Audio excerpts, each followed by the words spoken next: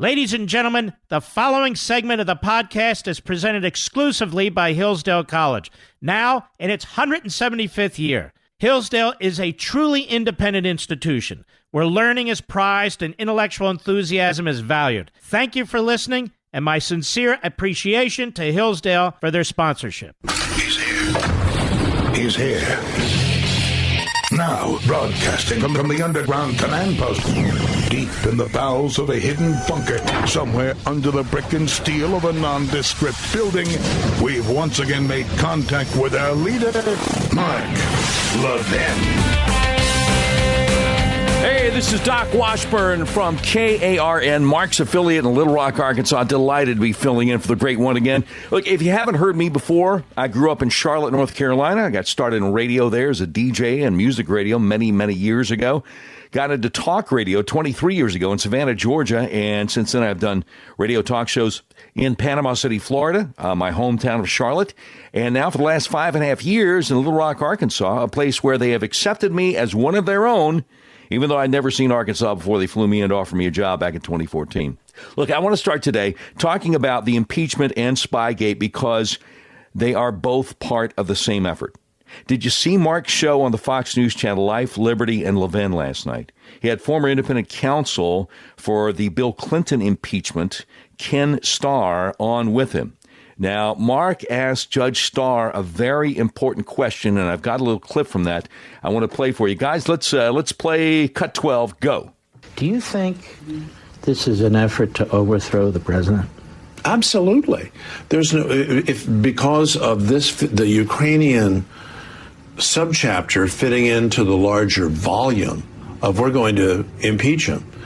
Robert Mueller crashed and burned, bless his heart, an honorable man, in July with his testimony. I think the report itself, there's going to be Russian collusion. All right, if we don't have Russian collusion, I think his chapter, by the way, disproved. I mean, that first part of his report disproved it. We don't have that, and then it was as if manna from heaven, here comes Ukraine. All right, there you go. There you go. Now, let's set aside for a minute whether I agree with Ken Starr that Bob Mueller is an honorable man. Matter of fact, let's set that aside for the whole show. I don't agree, but we could do a whole show on that. But the point here that Ken Starr is making is key. The Democrats are intent on overthrowing a presidential election. Now, why is that? Well, a wise man once said, power corrupts and absolute power corrupts absolutely. Well, for many years, the Democrats have been making the federal government bigger and more powerful, and the Republican presidents haven't done very much to slow that process. So Donald Trump and the people he has brought into office are a mortal threat to the elite power structure. And of course, the folks in power, the deep state, the swamp, whatever you want to call them, they're doing everything they can to stop him. Look, I'm so excited to be on the show here. I forgot to give out the phone number, so let me go ahead and do that. If you want to be part of the conversation, we will get your calls eventually at 877-381-3811. Now, they're doing everything they can to stop him. They're doing everything they can to overthrow him. Ken Starr is a pretty mild-mannered kind of guy. You know, he's not a raving conspiracy theorist, but he's looking at the evidence in front of him. He's saying, well, of course they're trying to overthrow Donald Trump. Now, I want to take you back. Remember the great Molly Hemingway over the Federalist.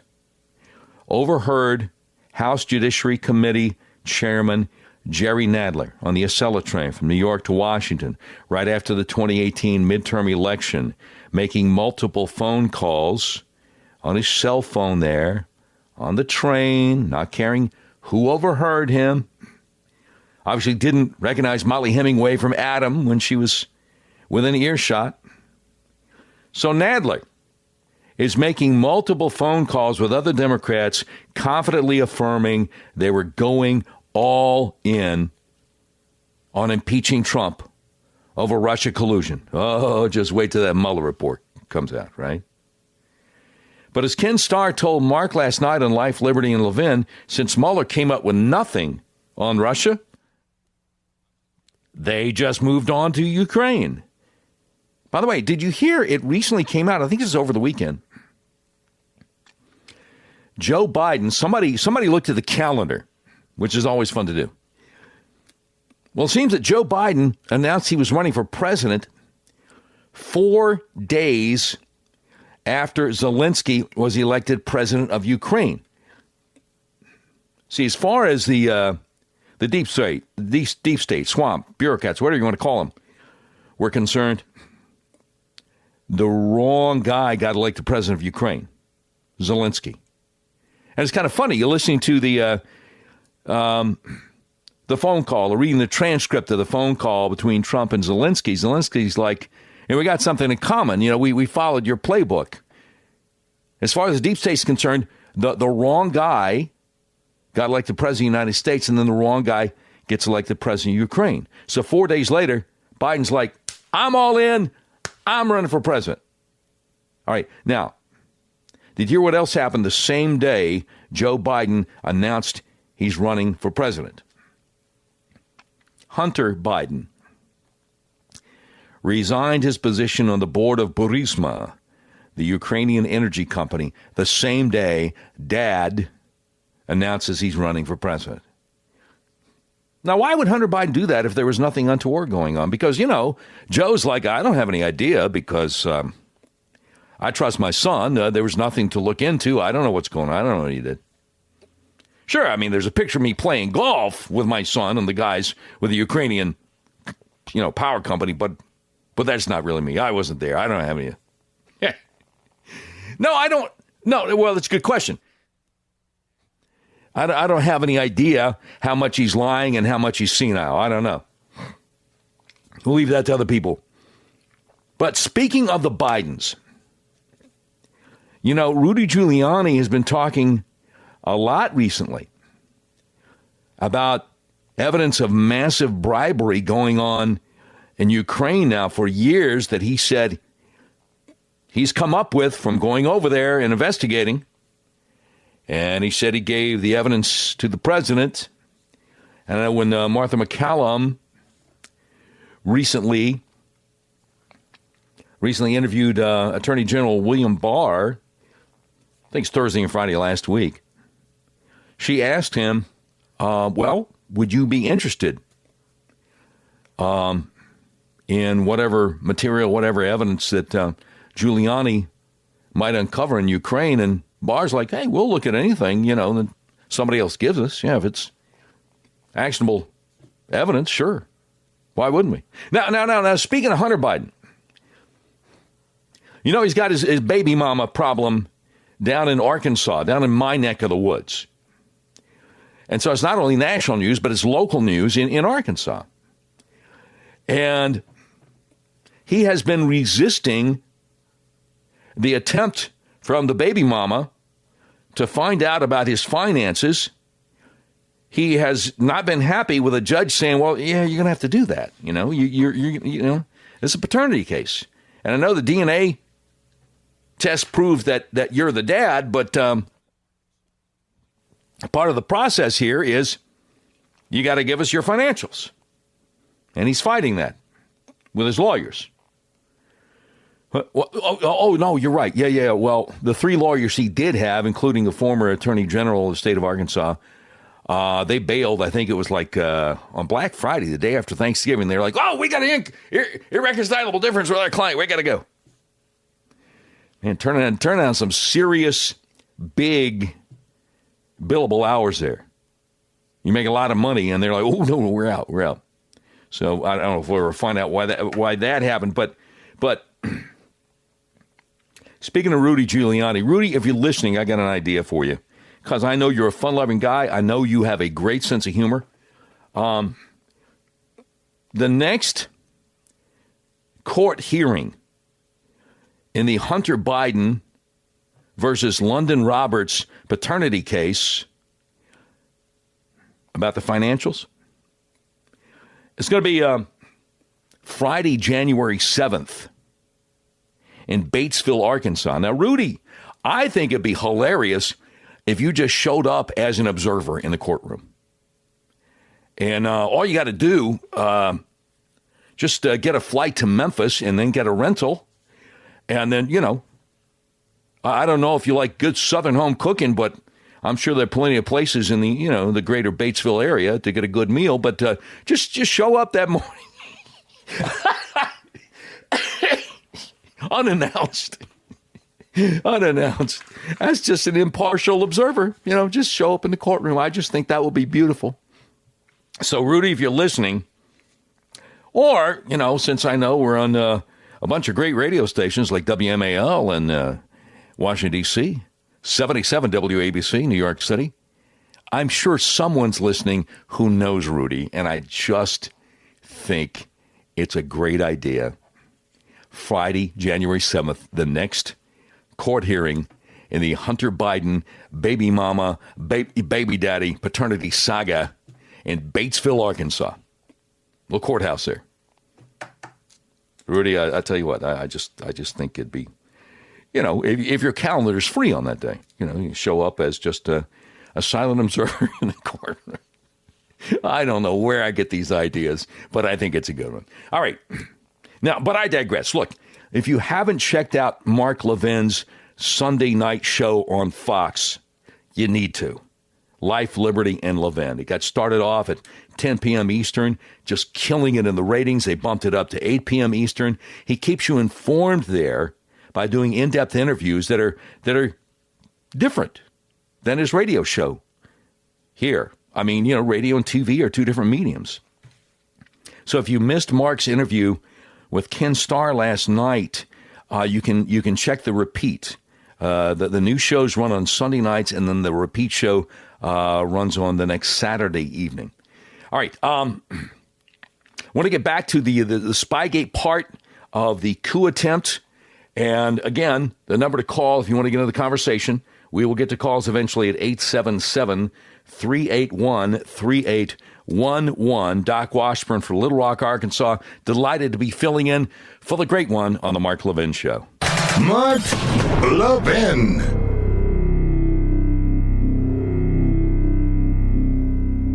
As we celebrate the Christmas and holiday season, we often pause to consider our many blessings. Hillsdale College thanks you for loyalty as it celebrates 175 years of blessings. Now, since 1844, Hillsdale has held fast to its mission to provide the kind of education essential to preserving free government. And for decades, the college has extended its educational mission on behalf of liberty through a variety of outreach programs. Perhaps you receive Imprimus for free every month, or have taken one of Hillsdale's excellent free online courses, or have attended one of Hillsdale's free regional events. You know of Hillsdale's refusal to take even 1 penny of government money. Now, this independence allows the college to focus on promoting its core principles: learning, character, faith, and freedom without government interference. So during this season of blessings, Hillsdale thanks you for your partnership in extending its mission to the country.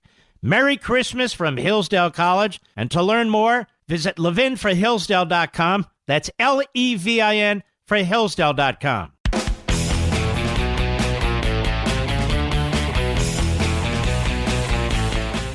Whoa!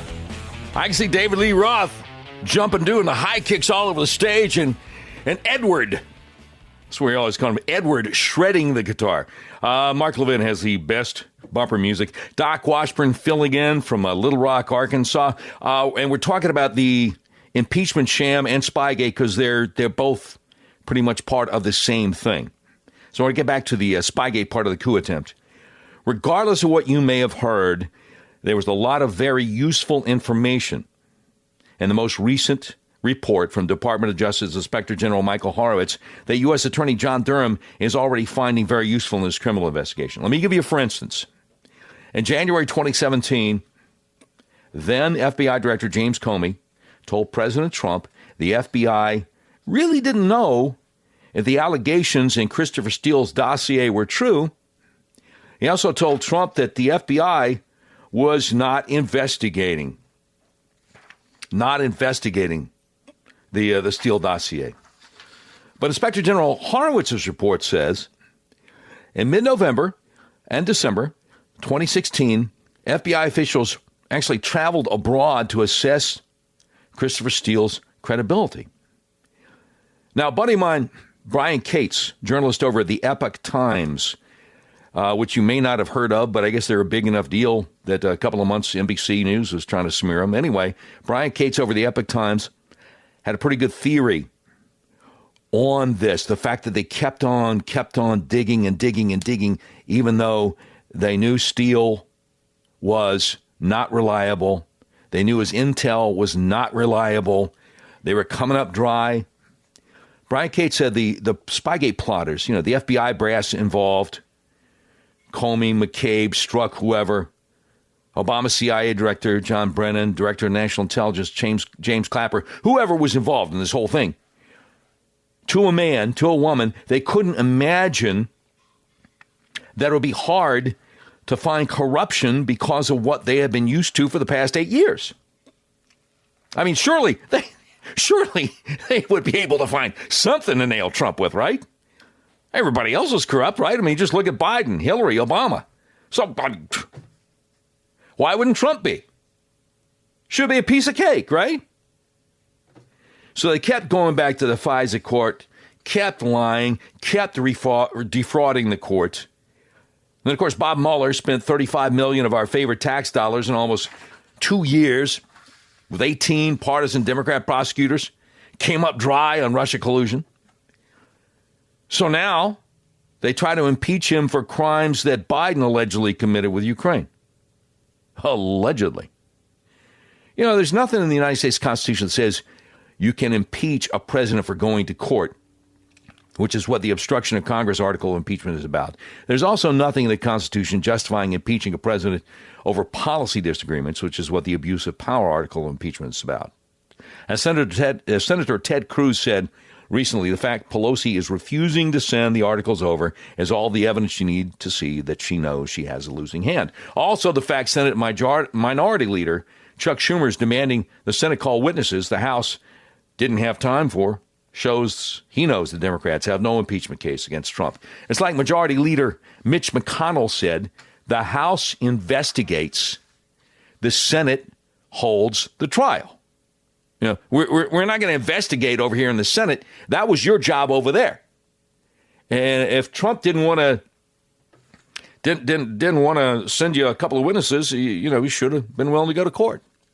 Anyway, tell you what, let me grab a caller real quick. Let's grab Maria in Fort Royal, Virginia, listening on the great WMAL. Maria, we got less than a minute, so make it count. What you got? Hi. Thanks for taking my call. I just want to say that Speaker Pelosi is completely abusing her seat there, and nobody is talking about putting a check on this woman. I mean, I'm not saying anything bad. I'm just saying legally. This is ridiculous that this woman is acting like she is more than the Senate. I mean, I don't hear the Republicans saying, she's breaking all kinds of laws that were never meant to be, and nobody is putting a check on this person legal-wise, and they should be. They should be doing it. Maria, and I appreciate your call. God bless you. Thank you very much. I want to address that coming up on the other side of the break. What should the response be to Speaker Nancy Pelosi? And also, we'll have some audio from Martha McCallum's recent interview with Attorney General William Barr. Doc Washburn filling in for the great one. The Mark Levin Show continues.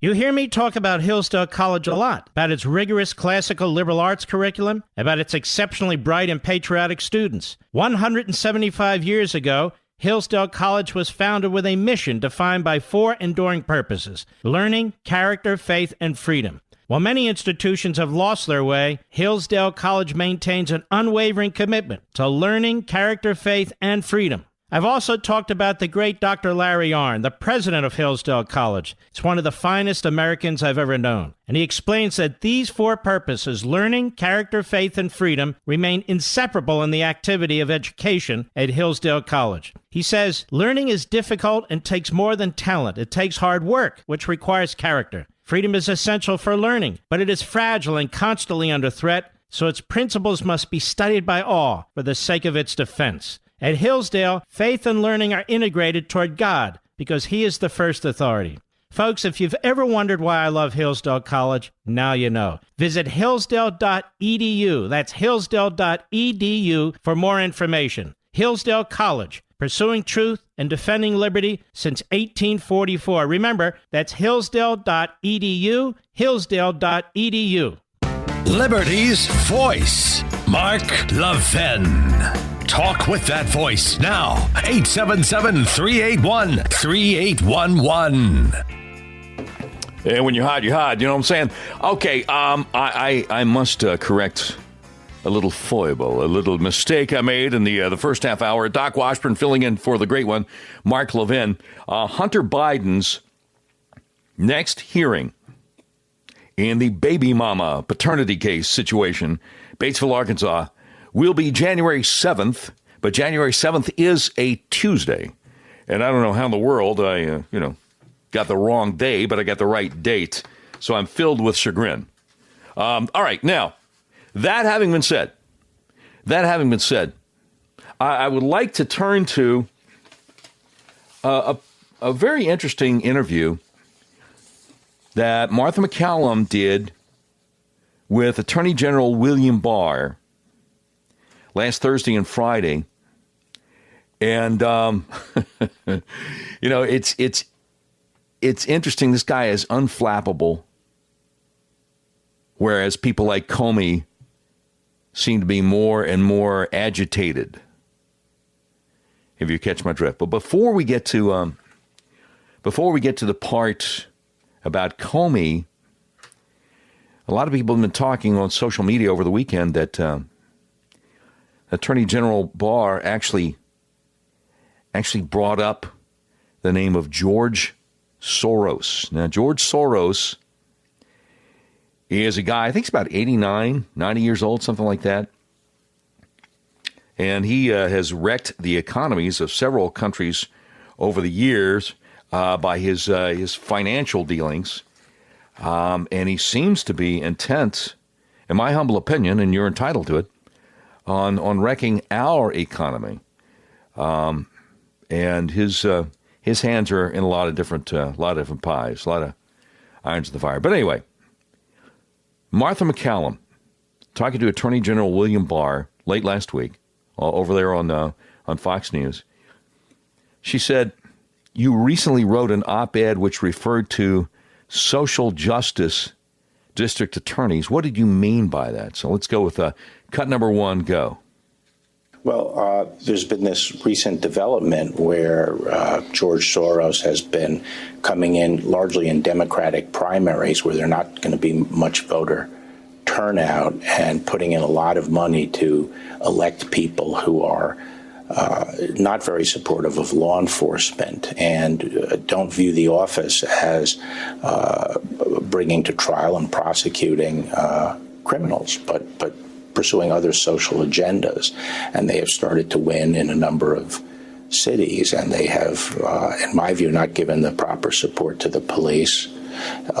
And they're following policies that are ultimately going to lead to an increase in violent crime and more victims.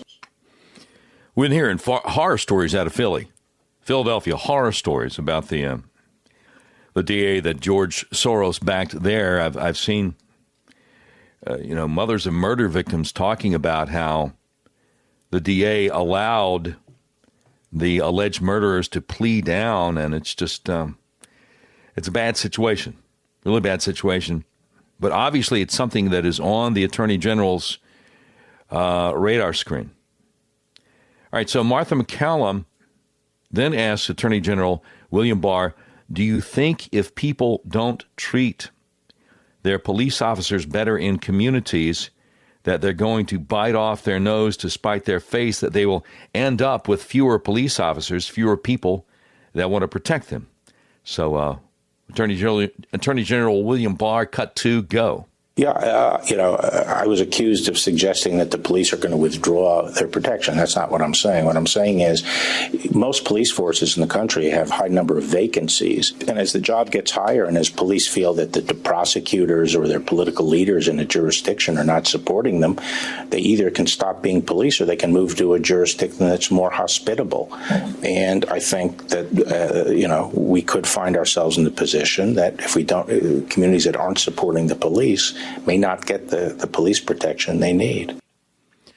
Now, Mark's listeners on 77 WABC in New York City, most of them have seen the videos, the viral videos out there in social media of people disrespecting NYPD officers to the extent that they're soaking them with super soakers and throwing trash on their cars and that kind of thing.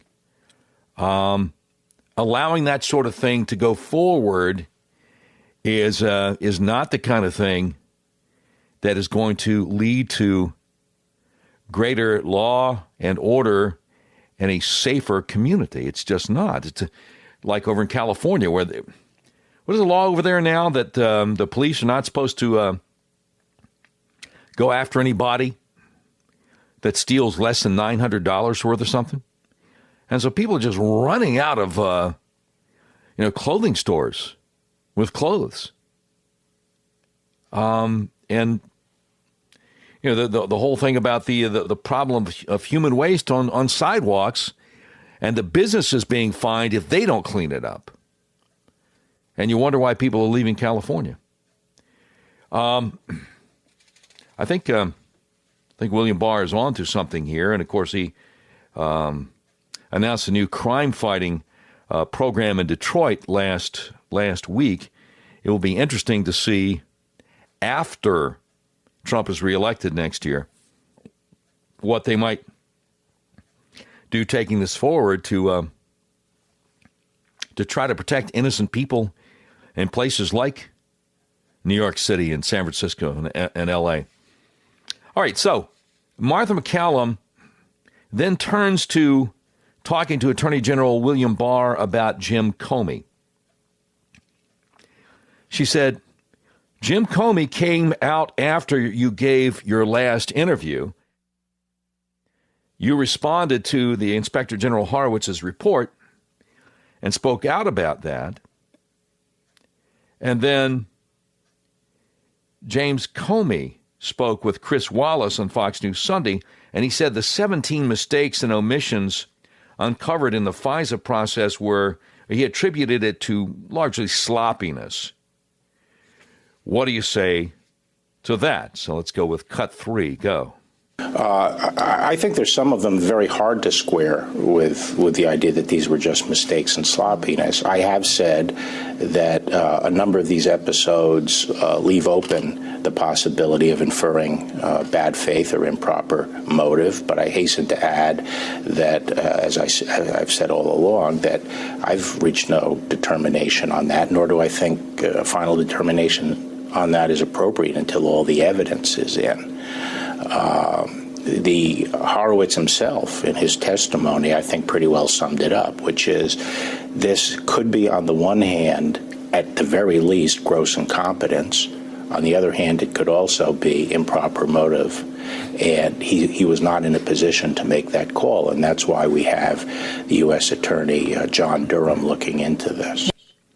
Now, notice what you have here. You have a nonpartisan attorney general, not a political guy, saying, yeah, some of the stuff that Comey's saying was just sloppiness. It doesn't make a whole lot of sense to us. So I have a nonpartisan United States attorney, John Durham, who, by the way, has prosecuted corrupt government officials under Republican and Democrat presidents, who comes highly regarded, and both Democrat United States senators out of Connecticut says this is a stand-up guy. So as political as you and I may be, they're just looking at the law and seeing what's going on here. And you have a calm, cool as a cucumber Attorney General, William Barr. Okay. So Martha McCallum, Fox News says, are you surprised that James Comey has so convinced himself that all of this is completely above board? He came out and said there is no treason, there was no spying at all on the president. Attorney General Barr, cut 4, go. Well, I think the IG report and the recent letter from the FISA court, I think, pulls the rug out from under that analysis. There was serious misconduct, as the court itself has said.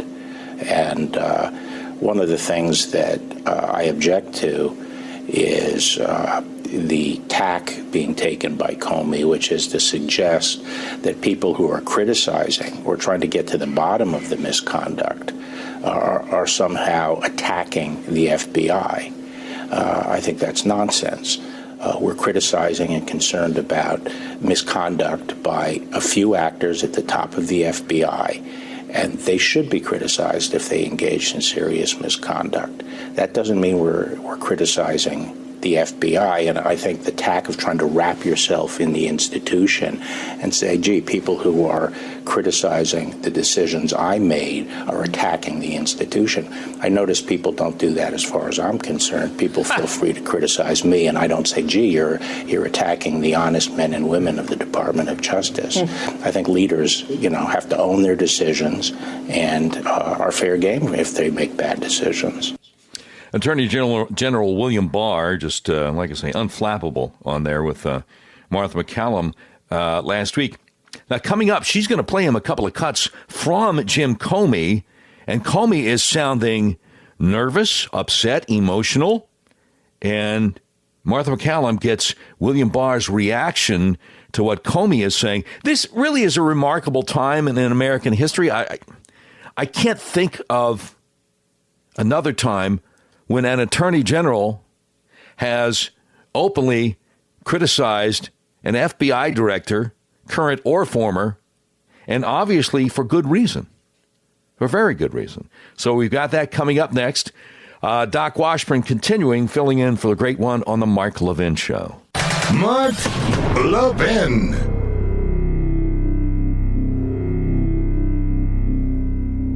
As we celebrate the Christmas and holiday season, we often pause to consider our many blessings. Hillsdale College thanks you for loyalty as it celebrates 175 years of blessings. Now, since 1844, Hillsdale has held fast to its mission to provide the kind of education essential to preserving free government. And for decades, the college has extended its educational mission on behalf of liberty through a variety of outreach programs. Perhaps you receive Imprimus for free every month, or have taken one of Hillsdale's excellent free online courses, or have attended one of Hillsdale's free regional events. You know of Hillsdale's refusal to take even 1 penny of government money. Now, this independence allows the college to focus on promoting its core principles: learning, character, faith, and freedom without government interference. So during this season of blessings, Hillsdale thanks you for your partnership in extending its mission to the country.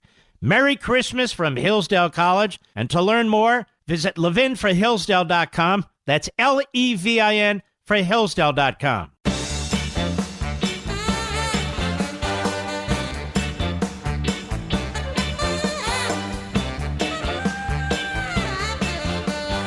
All right, Doc Washburn, filling in from Little Rock, Arkansas, with the great one, Mark Levin. Number to call, you go to the conversation, 877-381-3811. We've only had time for one caller so far because I have so much stuff I need to share with you. And I promised that one caller I would address her concerns about Pelosi, and we will do that at the top of the second hour. Now, I got to get back to Martha McCallum's amazing interview with Attorney General William Barr late last week. She says to the Attorney General, I want you to listen to this piece with Chris Wallace interviewing James Comey from the Fox News Sunday and get your reaction. So cut 5, go. He does not have a factual basis as the Attorney General of the United States to be speculating that agents acted in bad faith. The facts just aren't there. Full stop. That doesn't make it any less consequential, any less important, but that's an irresponsible statement. Man, he sounds desperate. Anyway, so Martha McCallum says to Attorney General William Barr, he said you made an irresponsible statement about these FBI individuals. And William Barr's response is cut 6, go. Well, as I said, I made the same statement effectively and substantively as the Inspector General, which is there are unexplained misconduct it just can't be easily explained as to what was going on there. And as he said, it could involve bad motive, and he was not in a position, given the limited scope he has, of making that final determination. So it's not speculation, but I think there are episodes there that simply cannot be squared with innocent mistakes, and I think people have to come to terms with it. Yeah, well, Comey doesn't want to come to terms with it, but you're right, of course. Martha McCallum jumping in there saying, were you surprised the former FBI director James Comey seemed to give himself such distance from the entire operation? And to illustrate what she was talking about, she played another clip of James Comey. Cut 7, go. As a director sitting on top of an organization of 38,000 people, you can't run an investigation that's 7 layers below you. You have to leave it to the career professionals to do. Yeah, right. So Martha McCallum says to Attorney General William Barr, do you believe that? Cut 8, go. No. I think that one of the problems with what happened was precisely that they pulled the investigation up to the executive floors, and it was run and bird-dogged by a very small group of very high-level officials. And the idea that this was 7 layers below him is simply not true. Wow. Martha McCallum says he also said he told the president 3 times he was not the target of the investigation. Do you believe, based on what we now know, that the president was not the target of Crossfire Hurricane or wasn't one of them? Attorney General William Barr's response, cut 9, go. Well, I think effectively the president was being investigated. They were investigating the Trump campaign and Trump associates. But again, as I've said, what happened after the election to me is very questionable. And I think there has to be a lot of focus as to what happened after the campaign. And they learned that their whole case had collapsed and they really had no basis to take it further. And so we are looking into that. Yes, they are. A little bit later, Comey said that, he doesn't have like day-to-day talks with John Durham. He trusts him. He's going to do his job.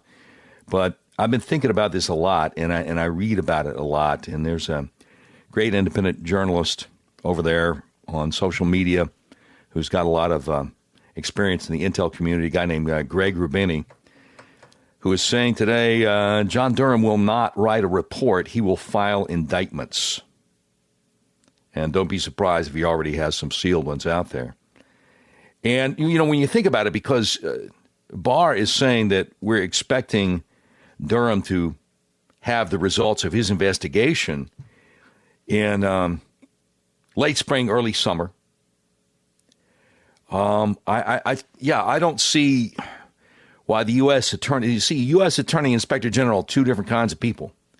I don't see why he would think, well, I need to write a report, kind of like Mueller did, kind of like Horowitz did, kind of like any Inspector General. No. He's a U.S. attorney. And on a regular basis, U.S. attorneys announce indictments. And there's just so much there, regardless of what the mainstream media, CNN, MSNBC, and some of the people implicated who work for them, who are on the air for them, are trying to do to minimize things. I'm not buying it. I'm not buying it. And I'll tell you why. I got another quick clip from William Barr. We'll do at the top of the next hour, and you'll be shocked at whose attention it got, perhaps. Doc Washburn continuing, filling in for the great one on the Mark Levin Show. From the Westwood One Podcast Network.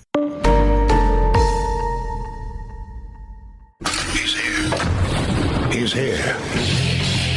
Now, broadcasting from the underground command post, deep in the bowels of a hidden bunker, somewhere under the brick and steel of a nondescript building, we've once again made contact with our leader, Mark Levin. Hey, this is Doc Washburn from KARN, Mark Levin's affiliate in Little Rock, Arkansas, filling in for the great one. Just want to address briefly, because you know, I there's no way I could touch the way Mark addressed it Friday night. If you missed what Mark Levin said Friday night about Nancy Pelosi and about this unprecedented, historical, unconstitutional power grab that she and Schiff and Nadler and the Democrats in Congress are trying to pull over us, you need to go back and listen at some point over the holidays to the rewind. Just go to Mark Levin's website for the rewind from his show from Friday night. We've only had time to get one caller on so far at 877-381-3811 because there's a lot I need to share with you. But her concern was about Pelosi getting away with all this stuff. And I'm 100% in lockstep with Mark Levin on this. By now, Senate Majority Leader Mitch McConnell should have just announced this thing null and void. I mean, just say, nope, that's unconstitutional. And as Mark said so eloquently, the Constitution says the House's job is to vote on the impeachment. You know, to vote whether they're going to impeach somebody. The Senate's job, they have the ultimate authority, which is without review, to hold a trial. And this whole deal of Nancy Pelosi saying, well, I'm not going to bring a piece of paper over with the articles of impeachment on it. There's nothing in the Constitution on that. Now, I know what people said, well, it's the Senate rules. Well, Senate can change their rules. There's nothing constitutional on that. Once the vote is held in the House and the president is impeached, Speaker of the House doesn't have anything to say about it. House impeachment managers, that's not even the Constitution, as Mark pointed out Friday night. It's ridiculous. At this point, the Senate should just have an up or down vote and call Pelosi's bluff. That's how you deal with her abuse of power. That's how you deal with it. But again, if you did not hear Mark talk about it, if you missed that part Friday night, you need to go to his website. I'm even looking at an article here on conservativereview.com that has the audio from when Mark just eloquently laid the whole thing out. All right, now, having said that, we, in the last hour, we had a number of audio clips from Attorney General William Barr with Martha McCallum, kind of foreshadowing, I think, what's coming with Durham. What's coming with Durham. And we've got another one that really kind of narrows in on it. Now, around the same time the Inspector General's report came out, Attorney General William Barr did an interview with a Wall Street Journal. And there's a little clip that a lot of people thought was pretty hilarious. A guy named Jack Posobiec over there on another network put some music under it and has a little, at the end of the video, puts the sunglasses on Barr's face as he's smiling broadly. But for everybody who's thinking, okay, the IG report was a nothing burger, I don't think anything's ever going to happen, I don't think anybody is ever going to be held accountable, nobody's going to jail for what they tried to do to our president and what they tried to do basically to our system of justice, to our government. So many people, especially people where I do radio in Arkansas, who saw the Clintons get away with stuff for decades. Doc, I'm sorry to tell you, man, I hope I'm wrong, but I don't think anybody's going to be held accountable. I want you to hear what William Barr says, and then I'll tell you whose attention his statement got.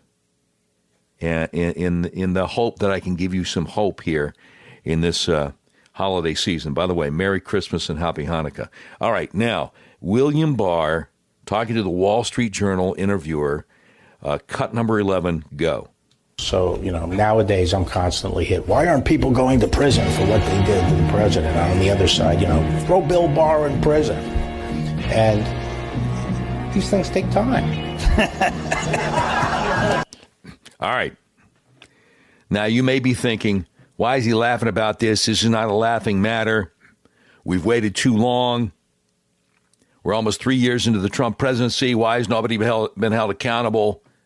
Because I've talked to people who, that's about plucking their last nerve. That's the last thing in the world I want to hear, is that it's going to take more time.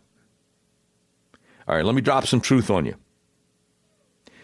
What we just played for you here on the Mark Levin Show of Attorney General William Barr saying the whole idea of people going to jail for Spygate, Russiagate, whatever you want to call it, these things take time. Donald Trump Jr. took that video and retweeted it out there on Twitter, and he wrote on his tweet, "These things take time," with a lot of smiley faces. So if Donald Trump Jr., who I guarantee you is probably more ticked off about what these people tried to do to his dad than even you and I are, if he's gone, all right, I got it. You're correct. These things take time. I'm thinking, call me crazy, but I'm thinking that Donald Trump Jr. might be in the loop a little bit more than you and I are. Because people all the time are saying, I've had it, I'm done, I give up, forget about trust the plan. I'm trying to give you some hope here. Attorney General William Barr says these things take time. Donald Trump Jr. agrees these things take time. So we'll see. They're talking about Durham coming down with the results of his investigation late spring, early summer. We'll see. All right, now, I'm about to play a crazy audio clip for you of the third highest ranking Democrat in the U.S. House of Representatives apparently calling for the execution of President Trump. But first, let me set this up for you. A good interviewer actually listens to the person that he is interviewing. I mean, you got a set of questions you want to ask, okay? But what if the person you're interviewing says something unexpected? You actually need to listen to the person you're interviewing, because he might take you in a different direction if he says something kind of newsworthy or outrageous, right? That's what a good interviewer does. He actually listens to the person he's interviewing. Unfortunately, John Berman at CNN is not a good interviewer.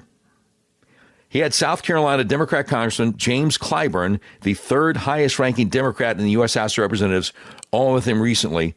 And James Clyburn said that President Trump should get a trial and then, quote, hang him, unquote. Now, do I think Clyburn is literally advocating that the President of the United States should be hanged? Well, I don't know. I mean, I wasn't conducting the interview. If it were me instead of CNN's John Berman and someone said the words hang him about the president, about any president, I think I probably would have asked a follow-up question to get some clarification. But apparently, that's not the way they roll over at CNN. What is it Sean Hannity used to say about Larry King back when he was still on CNN? He wouldn't know a follow-up question if it bit him on the rear end. You remember that? Anyway, here is Democrat Congressman James Clyburn using the words hang him about President Trump, and you'll hear just a few syllables of CNN's John Berman's response, completely ignoring this call to violence. He's starting to say, so you'll just hang on to the articles of impeachment, huh? It's amazing. And I want you to hear it. Cut 10, go. How long are you willing to wait? As long as it takes. Even if he doesn't come around to committing to a fair trial, keep those articles here. So keep it as long as it takes. If you know, and he's told you what he's going to do, it's almost like, let's give him a fair trial and hang him. I mean, it's the verse of that. As long as it takes, are you willing to hold? Did you hear that? Give him a fair trial and then hang him? I mean, odds are, if you're within the sound of my voice, you don't do this for a living. But if you did, wouldn't you want to know what the congressman meant by that? Give him a fair trial and hang him? I mean, if you're on an international television network, or for that matter, a nationally syndicated talk show like this one, you kind of need to be ready to respond to someone saying something unexpectedly. So the proper thing, because I know a lot of people CNN listen to Mark Levin's show. John Berman, in case you're listening in, or John's boss, whoever that is. The proper thing at that point would be to say, well, obviously you mean that figuratively, not literally, right, Representative Clyburn? When you say give him a trial and hang him, I mean, we're not supposed to be taking you literally, right? I mean, that would be the thing to say. That would be the thing to say. But we have a saying in the South about people like John Berman, which is bless his heart. Bless his heart. Unfreaking believable. Now, I got another high-profile liberal calling for violence against the president, and that is actor Robert De Niro, and we'll tell you about that. And we'll also tell you who De Niro has endorsed for president coming up. Doc Washburn filling in for the great one on the Mark Levin Show. Mark Levin.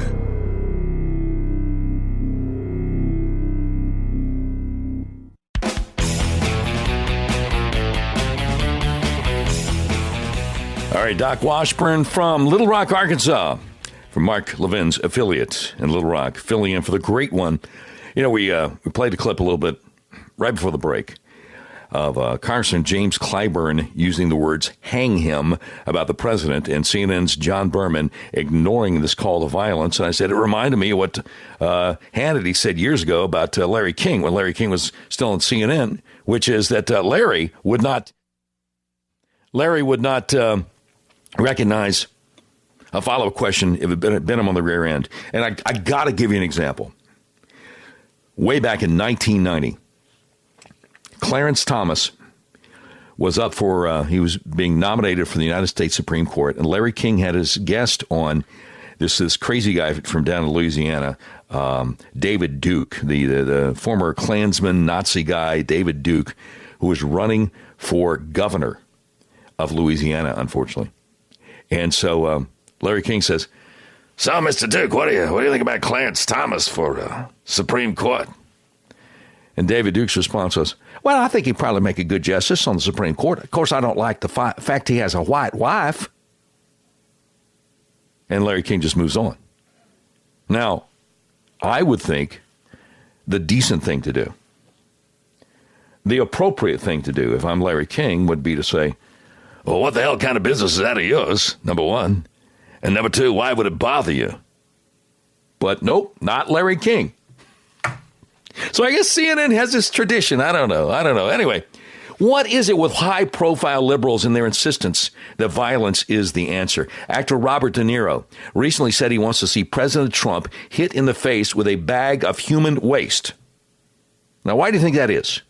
Look, We're all sinners in need of God's grace. But what kind of darkness has to be in your heart when you have to come to the point that you can say violence is the answer to deal with your political opponents? Whether it's James Clyburn saying hang him, whether it's Robert De Niro saying, hit him in the face with a bag of human poop, whether it's Antifa going out beating people up because they disagree with them.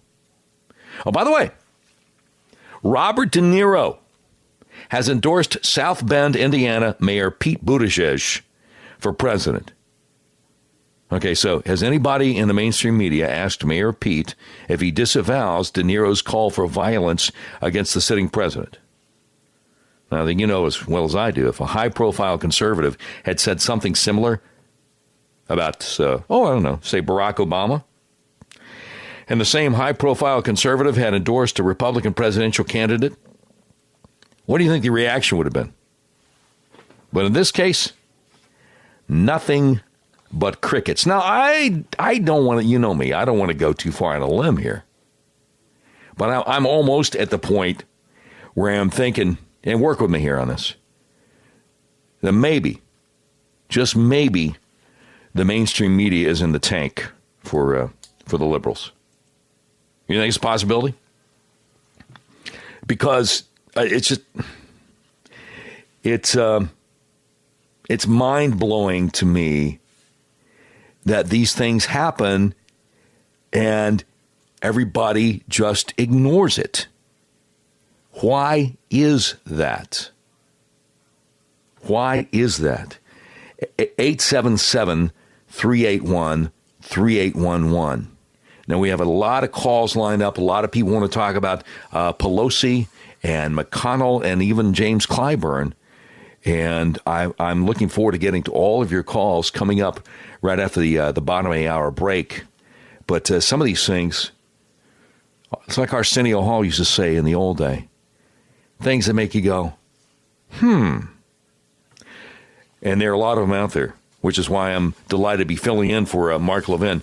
Doc Washburn out of Little Rock, Arkansas. So coming up, your calls at 877-381-3811 about all the things we've been talking about. Doc Washburn filling in for the great one, Mark Levin, and Epstein didn't kill himself. You can call us now at 877-381-3811. And the Liberal contact number is 877-381-3811. Hey, Doc Washburn filling in for the great one, Mark Levin at Little Rock, Arkansas. And we had a clip before the bottom of the hour news. James Clyburn, the majority whip of the United States House of Representatives. He represents a lot of the middle of South Carolina. Been a Democrat in the House of Representatives for many, many years. The third most powerful Democrat in the House of Representatives, saying that we should give the president a trial and then hang him. And, you're hoping he didn't mean that literally, but how would you know? Because CNN's John Berman didn't ask him a follow-up question. Hey, you're speaking figuratively, not literally, right there, Representative Clyburn. So he just kind of let it hang out there, no pun intended. What do you think about that? 877-381-3811. Let's go to Michael in Pleasant Valley, New York, caller number 3. Michael, you're on the Mark Levin Show. Doc Washburn, your thoughts, sir? My thought is about Nancy Pelosi's goal is really to keep the impeachment in limbo. By doing this, she's in a safe place because President Trump can't subpoena her, Schiff, or the whistleblower. And it puts her in a position of power because now she can state, hey, we voted for impeachment, but it's going to be an unfair trial in the Senate. So President Trump should petition the court to say his constitutional rights are being violated for not getting a fair and speedy trial. And also impress upon the court that Nancy should forward the articles of impeachment and do nothing to impede it. Well, I appreciate your call, Michael, but I think, I don't think the president can really subpoena anybody there in the Senate. I think what needs to happen is Mitch McConnell needs to say, hey, you're done over there. We're going to do our thing over here. I'm with Mark on that 100%. I'm such a knucklehead. I meant to go to John in Lake Alfred, Florida, because he wants to talk about this whole thing with James Clyburn, and then we have plenty of calls about Pelosi after that. John, what do you think when you hear this big, powerful congressman saying, give the president a trial and hang him? Well, Doc, thanks for taking my call. And I just want to say I hadn't heard about the story until you brought it up. Yes, sir. So I Google searched the story. I wanted to see a little video clip of it. Yeah. And the first thing that comes up is CNN not covering what Clyburn said, but defending the intent of what he said. Aha. And I could not believe that they're not covering the fact that he said hang him. They're covering it by letting the viewers and readers know what his intent was. Yes. Without actually quoting him? Without actually quoting him? But they do put the quote in there, but it's way down the article. Oh, okay, right. And most people don't go that far. And then look at today, NBC News. They cover the story of Rudy Giuliani saying he's more of a Jew than Soros, but they're taking defense of the Holocaust surviving as a teen George Soros against Rudy Giuliani. I mean, oh, good grief. I don't know what the people of America are going to do about the United States and our mainstream media, or just about all media. How do we right this ship? How do we put integrity back in the newsrooms? How do we believe what we're seeing, the information that we're getting? We know we have all of these providers, the Googles and the Yahoo and these major providers that are screening content and only allowing, their messaging to come through. Right. It's only going to get worse all the way through the election. Yeah, you're right, John, and I appreciate your call. Thank you. God bless you. Merry Christmas. Look, the thing about CNN is this.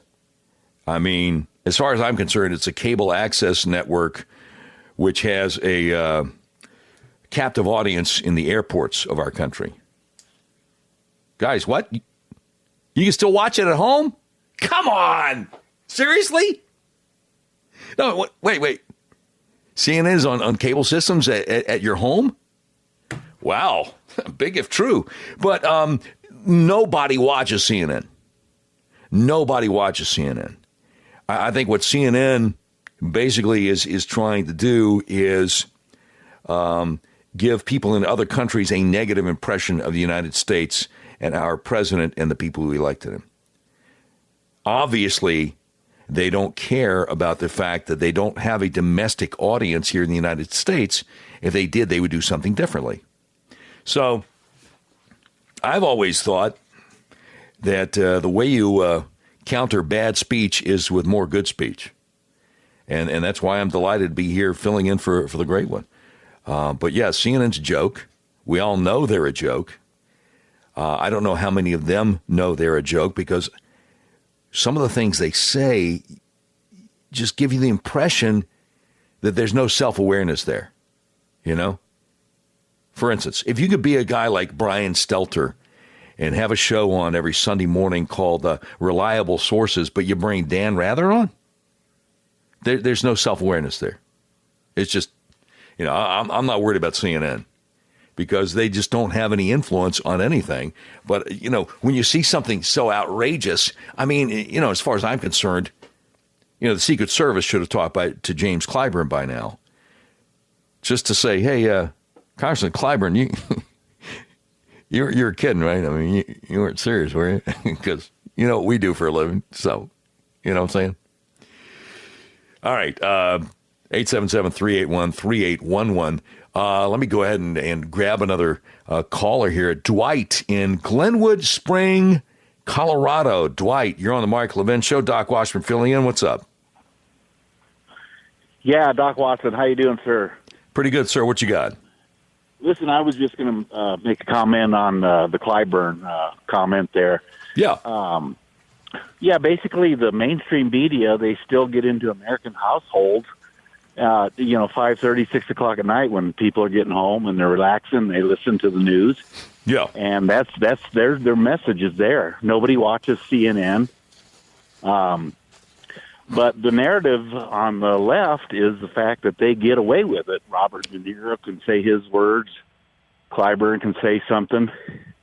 And, Greta Thunberg can tell her leaders that they need to be held up against a wall. How dare you? How dare you? I'm sorry. How dare you? But nobody calls them on it. Nobody. Yeah, you're right. Greta recently, Thunberg, the 16-year-old climate change crazy gal from Norway, is saying that if the leaders don't do something about climate change, we're going to put them up against the wall, and we all know what that means. Yeah, they get away with it, and then when somebody calls them on it, they say, well, we were just kind of just talking. It was under the tongue, and it wasn't really meant like you heard it. Yeah. You're taking out of context, and you're unfair. And since I'm a part of whatever aggrieved group, then you're either, a racist, a homophobe, an Islamophobe, a sexist, something, whatever fits in, Exactly. And in closing, I just want to thank you to be being part of the education of America when you get to fill in with the great one. Well, it's an honor. It's an honor.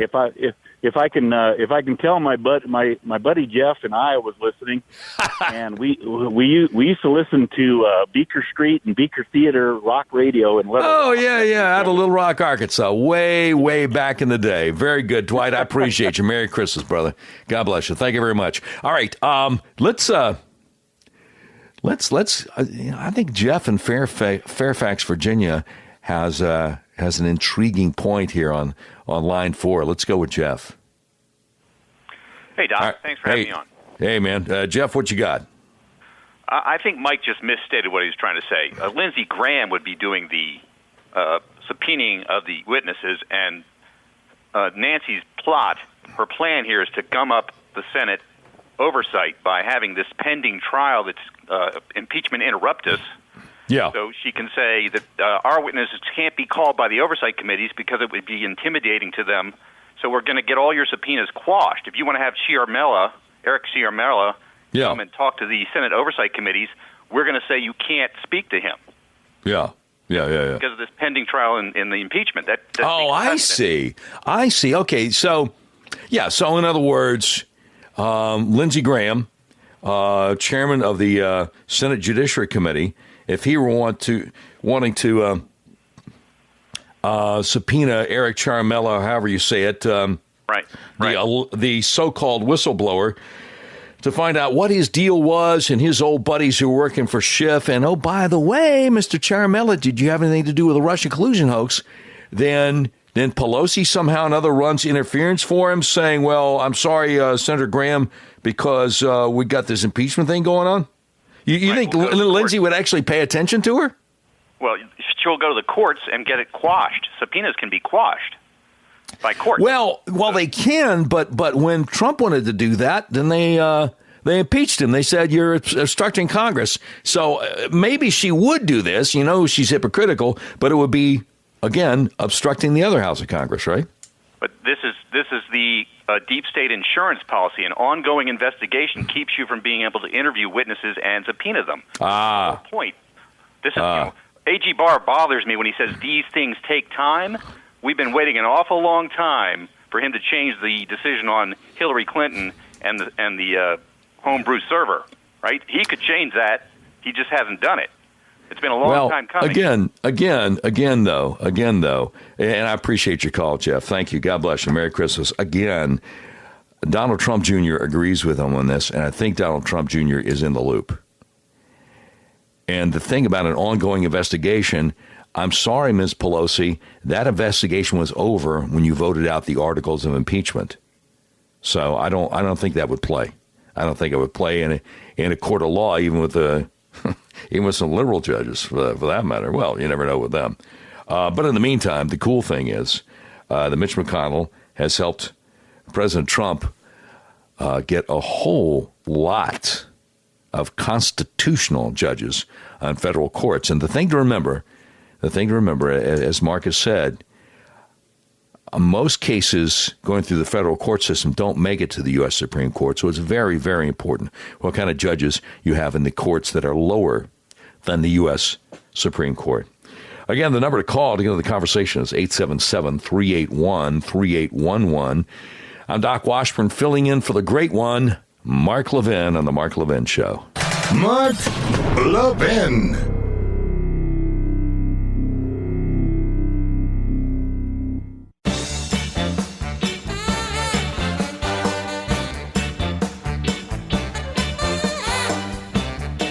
Hey, it's Doc Washburn from Little Rock, Arkansas, filling in for the great one, Mark Levin. The number to call to get into the conversation is 877-381-3811. Been talking about a lot of stuff. Attorney General William Barr, the John Durham investigation, into Spygate, which is all rolled up with the impeachment. As, well, on Life, Liberty, and Levin last night, as Ken Starr said, this whole thing is an attempt to overthrow this president. You know, they just can't deal with a legally elected president because of what is at stake. Because of what is at stake. And also, one of the things that did come up that kind of shocked me was U.S. Representative James Clyburn, a very powerful man in the Democrat Party in the U.S. House of Representatives, telling John Berman at CNN that we need to give Trump a trial and then hang him. What? But that wasn't John Berman's response. His response was, so you'll hang on to the articles of impeachment just as long as you want to, huh? Just ignored what he said. Ignore what he said. Some of our callers want to talk about that. Some want to talk about Pelosi, the whole process. And let's go ahead and grab Terry in Center, Texas. Terry, you're on the Mark Levin Show with Doc Washer filling in. What's up? Hey, Doc. How you doing tonight? Hey, man, just living the dream, man. Just blessed and delighted to be here. What you got? Yeah, that's what I want. I need a big microphone myself. There you go. No, man, I tell you, when I heard what Clyburn said, I was kind of like, what? Okay. I mean, it's no different than the rest of the Democrats or the mainstream media.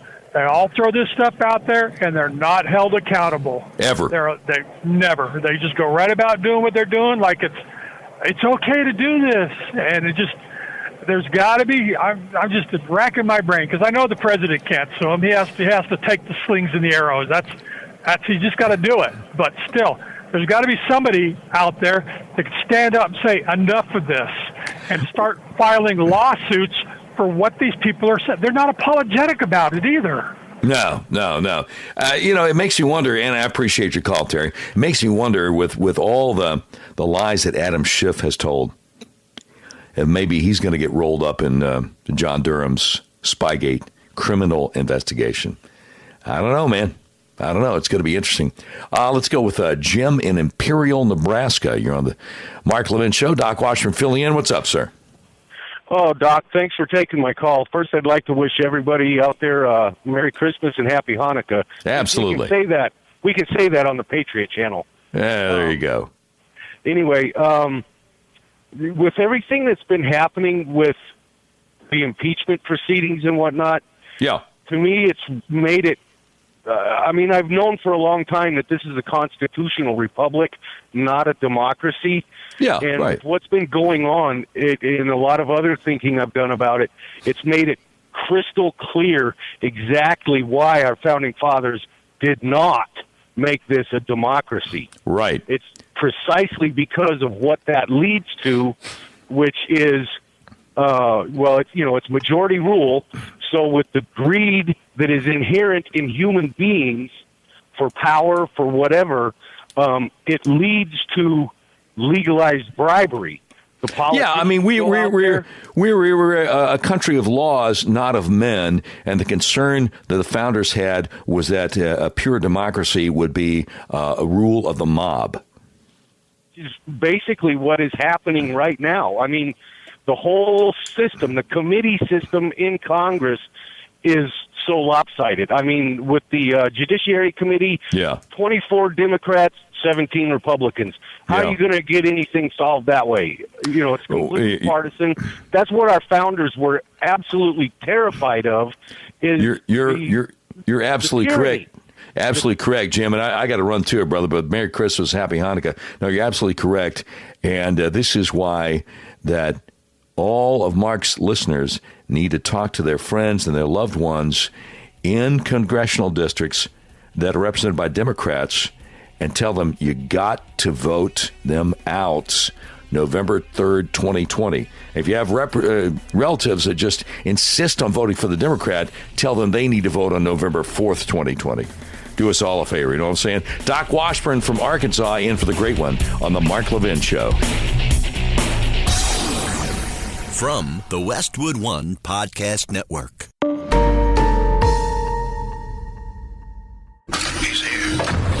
He's here. Now, broadcasting from the underground command post, deep in the bowels of a hidden bunker, somewhere under the brick and steel of a nondescript building, we've once again made contact with our leader, Mark Levin. All right, Doc Washburn from Little Rock, Arkansas, the Mark Levin's affiliate in Little Rock, filling in for the great one. I need to make a clarification. Oh, boy, do I need to make a clarification.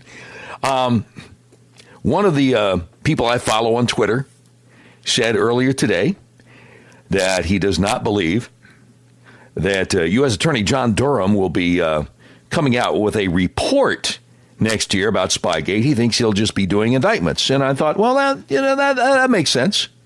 I've seen the guy say a few things before that made sense. So I mentioned him by name. And then we moved on and did other things. Well, I'll tell you something.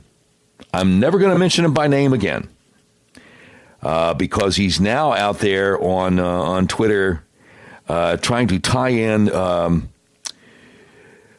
George H.W. Bush with the attempted assassination of President Reagan in March 1981, and you just got to be crazy to do that. So, my mistake. If I'd known that he was going to do that right after I mentioned him on the Mark Levin Show, I never would have mentioned it. I'm not going to mention his name now. Anyway, moving on from that, a lot of folks want to talk tonight about Pelosi and Clyburn.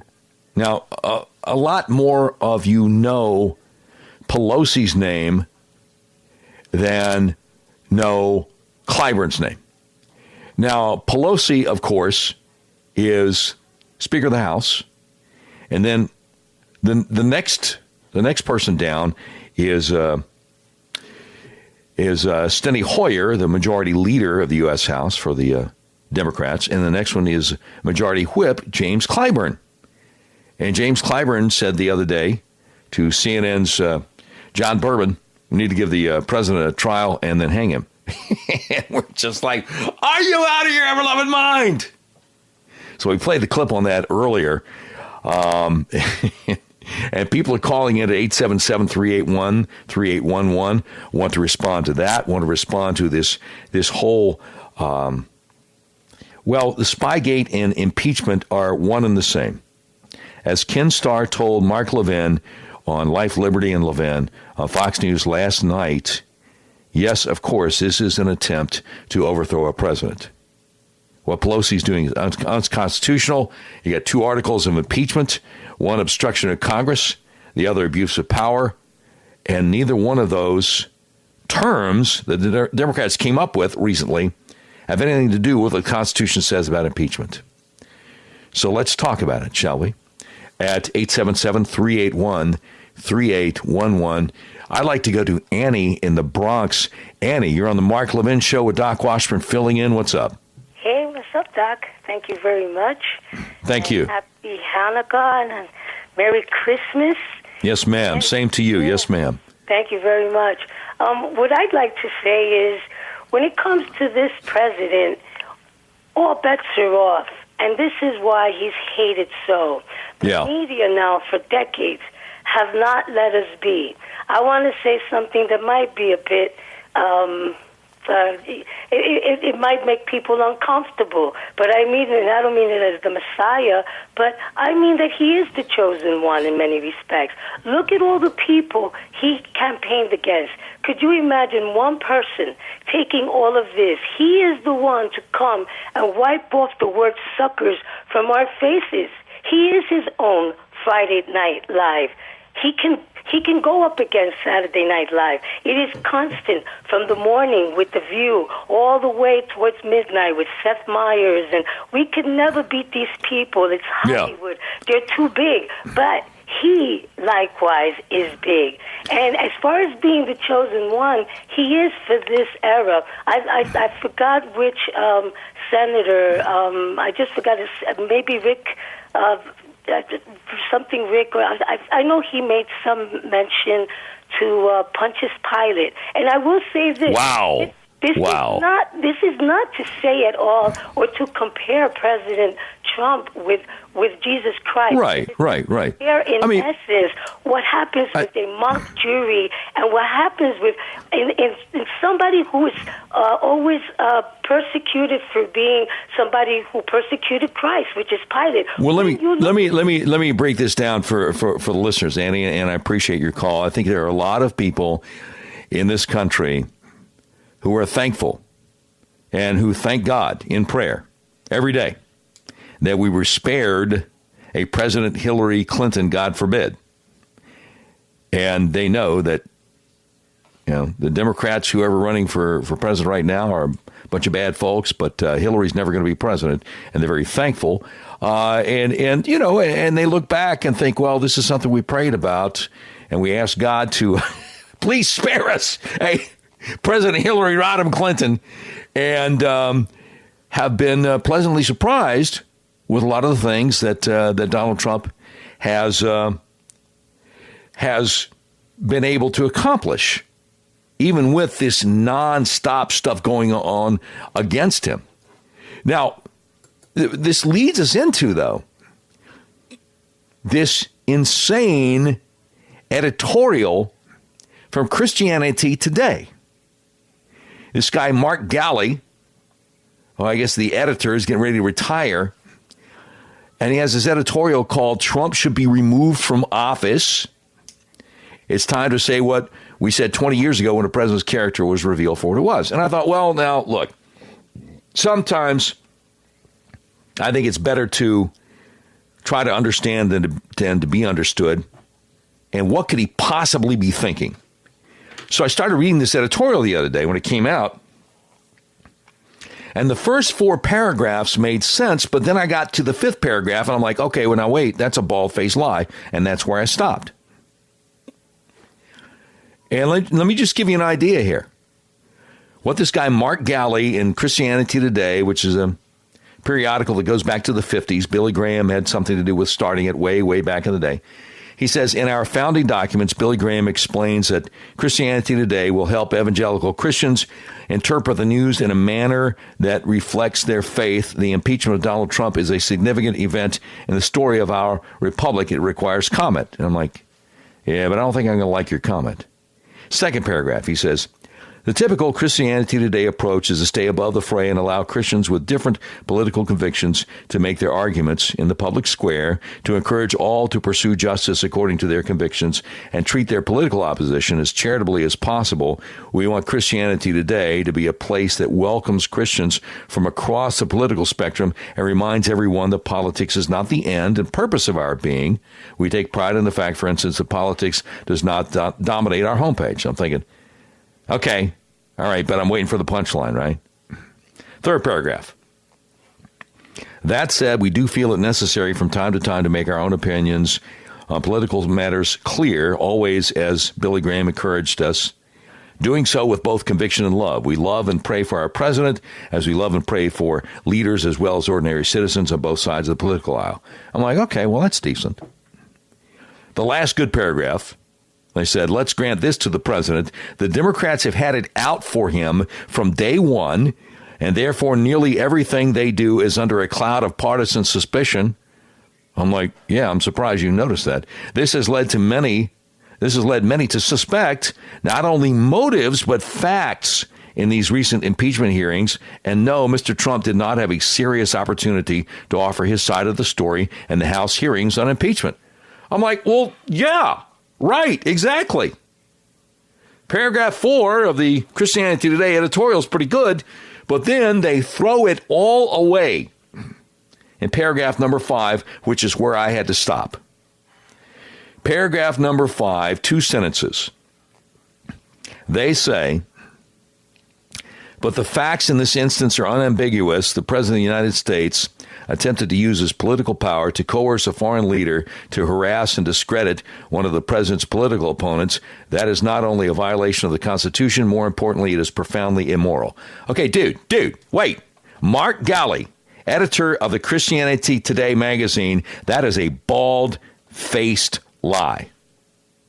I've said it on Twitter, but a whole lot more people listen to the Mark Levin show than follow me on Twitter. That is a bald-faced lie, and Mark Galli should be ashamed of himself.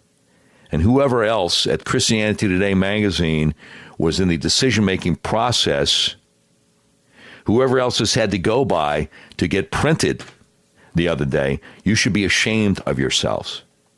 I said it out there on Twitter.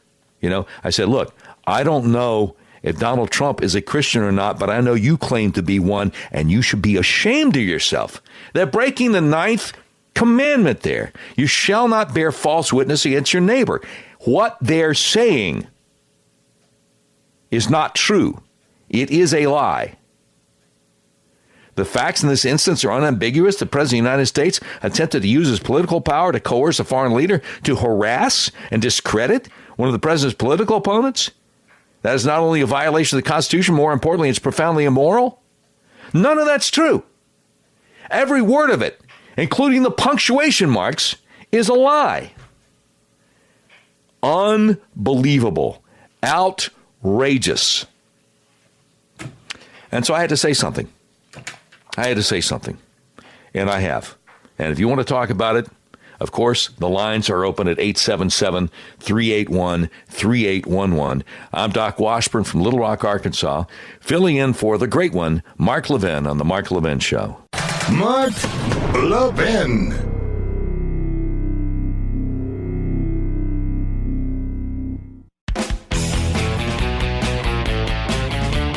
All right, Doc Washburn filling in for the great one, Mark Levin, from Mark's affiliate, KARN, in Little Rock, Arkansas.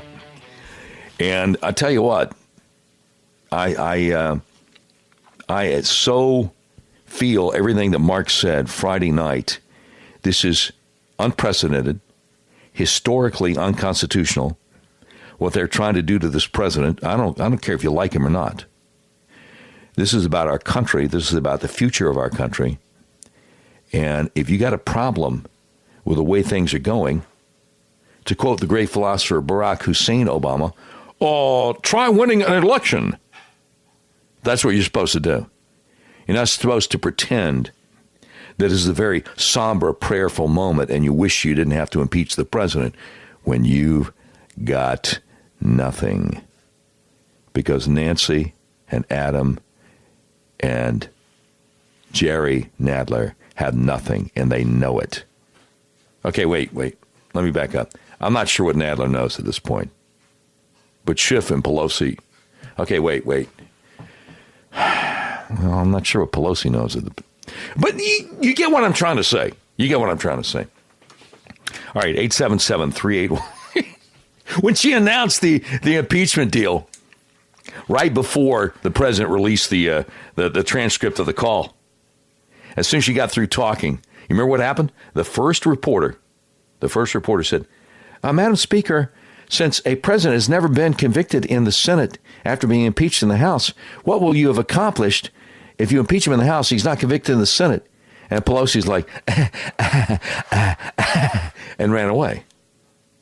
And now you see, maybe she's painted herself into a corner. Perhaps that's it. All right, let's go ahead and grab some calls here.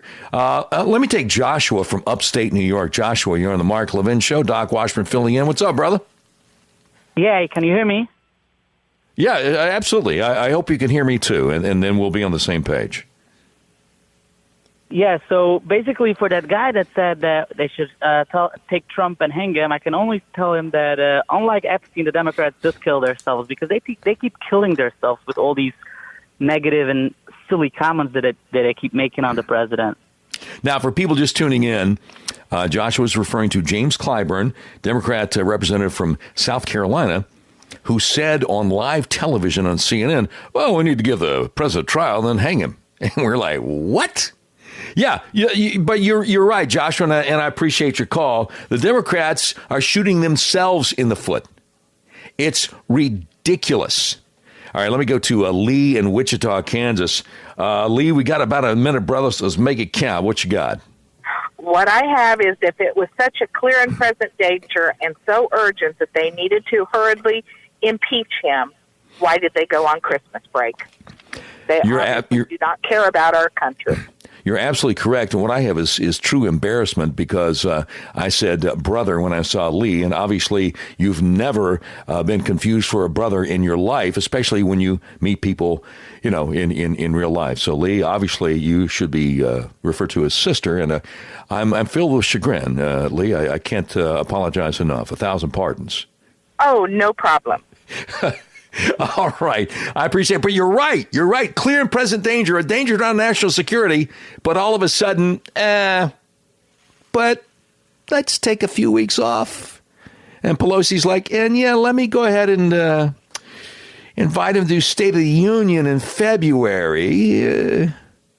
Good grief. Is anybody paying attention to how ridiculous it is? Is anybody paying attention to what a hypocrisy is going on there with the Democrats in the House and the Senate of our United States Congress? It's ridiculous. It's absolutely ridiculous. Anyway, be that as it may, the number to call, of course, is 877-381-3811. Oh, I guess I was a little bit wrong on the time. Let me go ahead and grab another caller real quickly. Barbara in Trenton, Florida. Now we got about a minute. Go for it, Barbara. Yeah, just like I listen to this show every day, and I swear you sound just like me when I tell my husband that this is all set up. They don't like it because he is draining the swamp, and they're going to find out that he's going to find out a lot more than they want them to know. And I'm all on his side, and I think that this crap that they're doing now is because they're holding on, waiting for those taxes to come out because they want to see if they can get him on something on that. And I just think it's ridiculous how they are able to get away with what they're doing, and nobody is doing anything about it.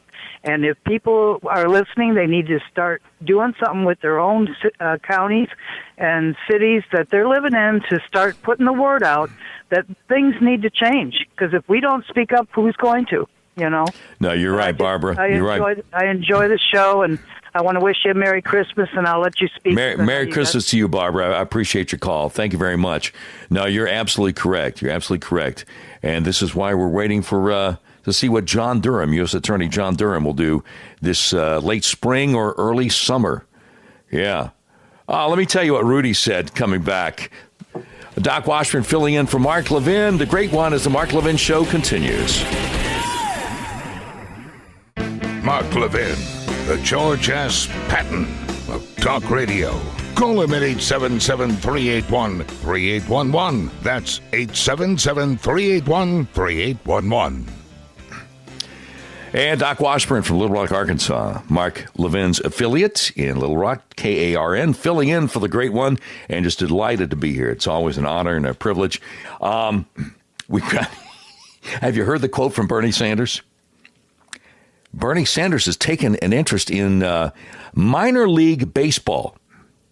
Major League Baseball has announced that they are going to be closing down some minor league teams. Yeah, it's an American tradition, et cetera, but at the end of the day, it has to be profitable. Well, Bernie doesn't see it that way because Bernie is a crazy, wild-eyed socialist. And so here's the quote from Bernie.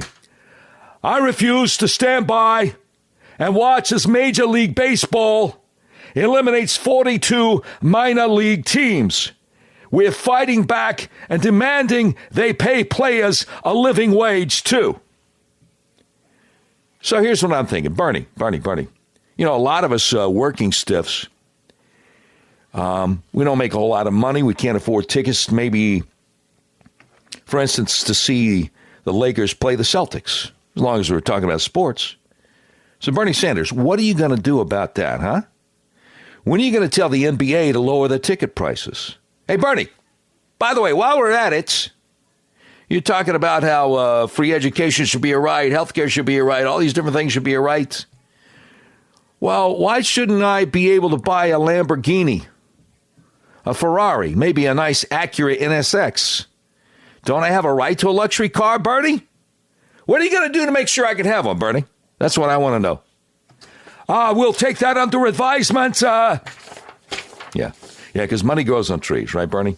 See, you know, the thing about liberals is if they understood finances, if they understood fiscal policy, they wouldn't be liberals, right?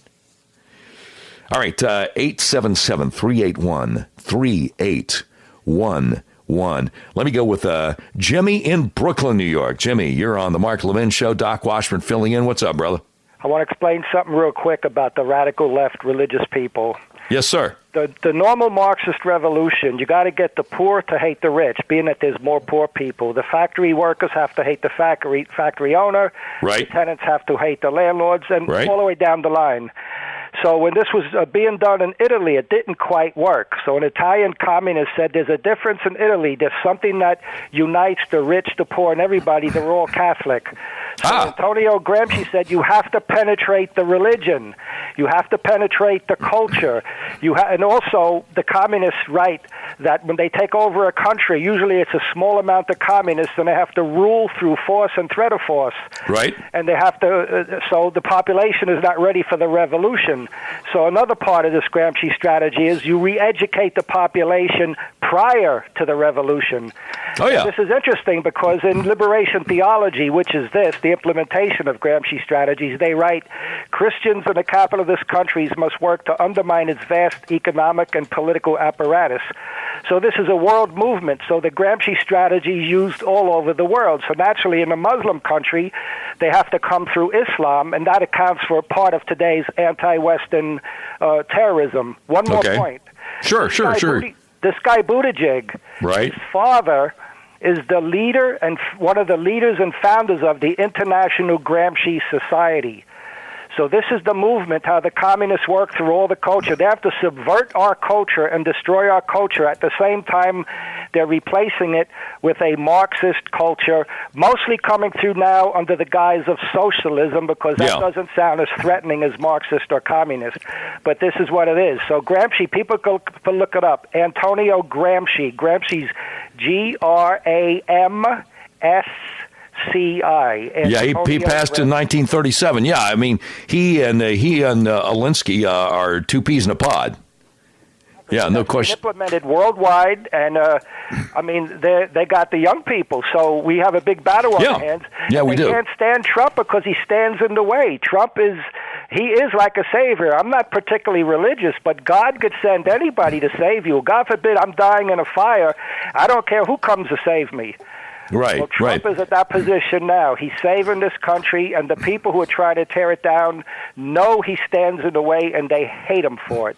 You're right, Jimmy, and Merry Christmas, Happy Hanukkah. Appreciate that. No, Jimmy's right about Antonio Gramsci, and again, it fits in with Saul Alinsky, who, Obama and Hillary were big fans of, and he's not making up the thing about Buttigieg's dad and the Gramsci Society. He's not making that up.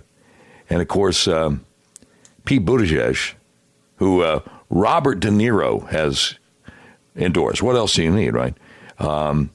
Recently, one of the debates compared Christianity to radical Islam.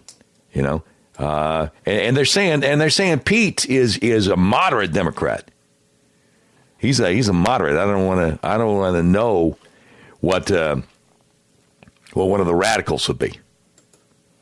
But yeah, you're right. It reminds me about one of the things I learned in college.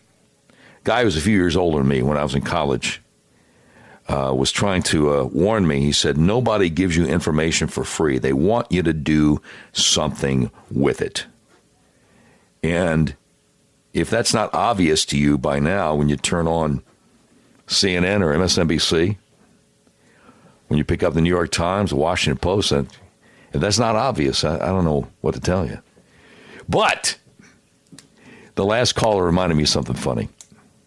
Eddie Murphy returned to Saturday Night Live last Saturday night for the first time in many, many years, and he did a reprise of several of his different characters from way, way back in the day in the 80s.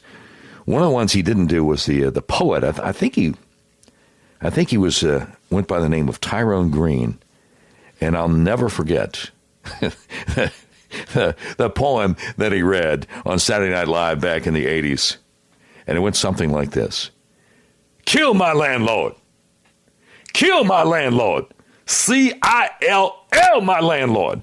So, as the caller mentioned, there has to be a feeling of covetousness. How come he's got whatever it is and I don't? And that's what's going on out there. All right, 877-381-3811 as we roll along on the Mark Levin Show. Let's go to Bill in Norwalk, Connecticut. Bill, you're on Mark Levin Show. Doc Washburn filling in. What's up? Hi, I wanted to comment on Representative Clyburn and his comments about hanging, and I think it was an inappropriate time and place. For people just tuning in, what Bill's referring to, we played a clip earlier on the Mark Levin Show of the third most powerful Democrat in the U.S. House of Representatives telling John Berman on CNN, John Berman's just trying to ask about articles of impeachment. When are you going to let him come over to the Senate? And Jim Clyburn says, well, we need to let him have a trial and then hang him. And we're all like, what? I'm sorry, Bill, I just want to clarify for people just tuning in. Go right ahead, sir. No, you understand that. Say that in a state like South Carolina, which has an ugly history about hanging, and has a very bad connotation. Yeah. But I'd like to say this. They're talking in the wrong pew because with all the bad publicity that our president is getting, I've been watching the rallies, and I saw one in Battle Creek, Michigan the other night. There were thousands of people, and thousands more had to be turned away. Yeah. This isn't working. The president is getting stronger than ever. Yeah, he is. He is. And thank God for that. And Bill, I appreciate your call. Merry Christmas, brother. Thank you very much. Thank God for that, because if you're one of those people who is so thankful that we dodged the bullet with Hillary Clinton, you got to understand that all these Democrats running for president right now, even the ones who seem and sound normal, like Andrew Yang or Tulsi Gabbard, they all are a kindred spirit with Hillary when it comes to the policies that they stand for. Most of them sound like stark raving lunatics, whether it's Warren or Biden or Sanders. A couple of them look kind of normal, Andrew Yang, Tulsi Gabbard, but when you look at where they stand on policy, they're just as radical as all the rest of them. That's something that you need to remember.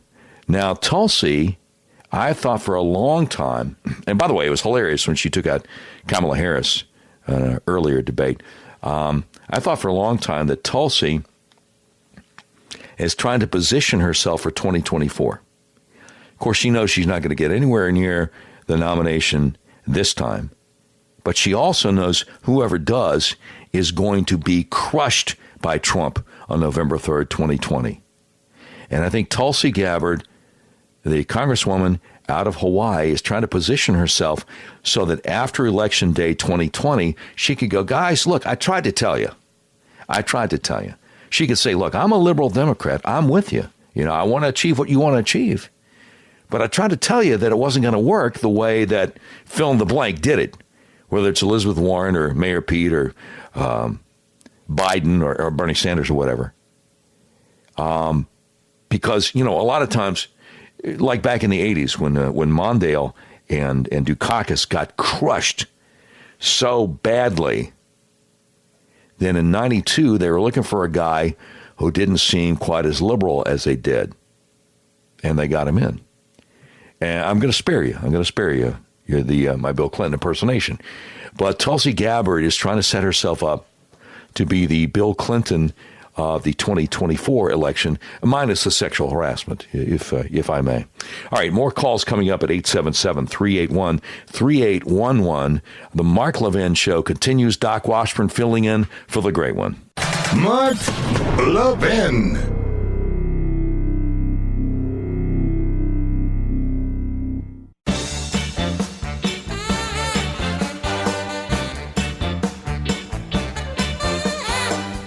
Hey, it's the Mark Levin Show. Doc Washburn filling in from Mark's affiliate, KARN, in Little Rock, Arkansas. Just delighted to be here and want to wish everybody a Merry Christmas and a Happy Hanukkah. Mark, of course, will be back in a couple of weeks. I'll be filling in the day after Christmas, Thursday the 26th. Let's grab some calls at 877-381-3811. Let's go with Richard the Liberal in New York. You're on the Mark Levin Show. What's up, Richard? Mostly the sky, Doc. Listen, everything's up for grabs today, including the whatever's up for grabs. I wanted to ask you, why is everybody bothering this lovely Nancy Pelosi? What did she do wrong? An unconstitutional impeachment, Richard. Other than that, that's the main thing that's on our plate today.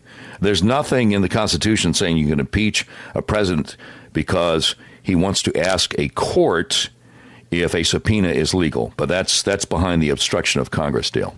Are you a lawyer? No, sir. Oh, that's good, because I think, nor am I. So at least we're on a level footing. I wanted to ask you something personal, if I may. In high school or in college, did you play any sports? I did not play collegiate sports, but I played church softball. I don't know if that counts for you, but well, it's a sport. No, but I mean, did you? That was it. I'm just curious what gave you the mind frame and the mindset that you have. And usually, at a period of time, usually in high school or junior high, the sports preference for a male or perhaps a female can be a determination of what their future holds. So really? I was wondering if you did anything. Wait a minute. So there's you've seen some kind of evidence that there is a tie-in between a sports preference and a political worldview? I absolutely do, and I think really most of I think the intelligentsia would agree. But at any rate, in college, did you pursue any sports, or were you like a self, No, I used to run long distance at night, and at one time we tried to put together a flag football thing, but it kind of fizzled out. But no, I did not pursue any collegiate sports. So what does this have to do with Nancy Pelosi and impeachment? I'm trying to figure out. Because I wanted to determine what your level of competitiveness or combativeness was. Oh, okay. Yeah, I'm very competitive. And somehow, by the grace of God, I'm on, the third most listened to talk radio show in America. But what is your? Let me ask you, because what is your idea about why the impeachment is a good thing? How do you justify it? It's only because I think that the current leader has no dignity, and I think a president of any country should have dignity. And when so we're impeaching over our thought of morality instead of saying, doggone it, we've got to make sure that we nominate the best Democrat possible so we can defeat this guy November 3rd of 2020, which is going to be here before you know it. I'm not sure why the impeachment seems to be the way to go when the Constitution is very clear about treason, bribery, high crimes, and misdemeanors, and the Democrats haven't come up with any. Why not just say, I need to decide who I'm going to back to run against this guy and do everything I can to defeat him because I don't like the fact he has no dignity? Doc, if you can back up a little bit. You're doing a constitutional interpretation based on being a person who's not really qualified, not being a lawyer, to interpret the Constitution. All right, Richard, thanks for your call, Richard. Thanks for your call, Richard. I appreciate it. That's called the appeal to authority. It's one of the 10 standard logical fallacies that are out there. And Richard gave it the old college try. Let's see. Rob in Oswego, Kansas. Rob, we got about 1 minute, bro. Let's make it count. What you got? Okay, I'll make it quick. That last caller kind of threw me off a little bit because he's as kooky as the rest of these days. Yeah. But anyway, what I was going to say was all they have done other than waste taxpayers' money and time, they're only doing this because they know they can't beat him, you know? Right. Right. And our last caller did not want to answer that question. Richard, I mean, if he's that undignified, if he just makes you crazy, you think he's doing bad things for the country, why aren't you trying to do whatever you can to nominate the best Democrat to go against him? And all he had was, well, you're not a lawyer, so you can't figure out the Constitution. Wow. I talk to these people, liberals, every day. Yeah. And I ask them why. Why do you hate him? They don't want to talk about the good things he's done. I'm telling you. No, they got nothing. Rob, we got to run to it, brother. Merry Christmas. Thank you very much. I'm Doc Washburn. Mark Levin will be back in a couple of weeks, and I'll be back Thursday, the day after Christmas, right here on the Mark Levin Show. From the Westwood One Podcast Network.